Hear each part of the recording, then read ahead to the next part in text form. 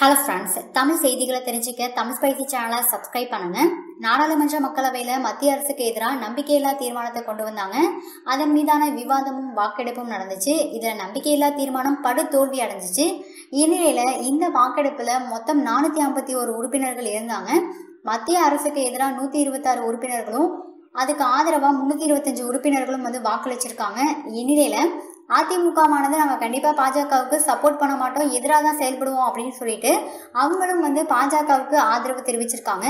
இந்த விஷயத்துக்கு திமுக செயல்தலைவர் ஸ்டாலின் கடுமையாக விமர்சனம் பண்ணியிருக்காங்க.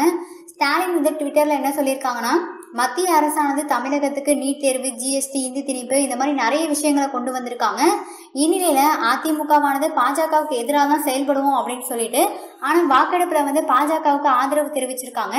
இந்த விஷயம் எல்லாம் எப்படி நடந்துச்சு அப்படின்னு பாத்தீங்கன்னா, அதிமுகவோட எடப்பாடி பழனிசாமி வீட்டில் மத்திய அரசானது ரெய்டு நடத்தியிருக்காங்க. அதன் மூலமா எடப்பாடி பழனிசாமியை பாஜகவானது அவங்களோட வழிக்கு கொண்டு வந்திருக்காங்க அப்படின்னு ஸ்டாலின் கடுமையாக விமர்சனம் பண்ணியிருக்காங்க. இதன் மூலமா அவங்களோட குறிக்கோளையும் அடைச்சிட்டாங்க அப்படின்னு ஸ்டாலின் தெரிவிச்சிருக்காங்க. இந்த வீடியோ உங்களுக்கு பிடிச்சிருந்தா லைக் பண்ணுங்க, ஷேர் பண்ணுங்க.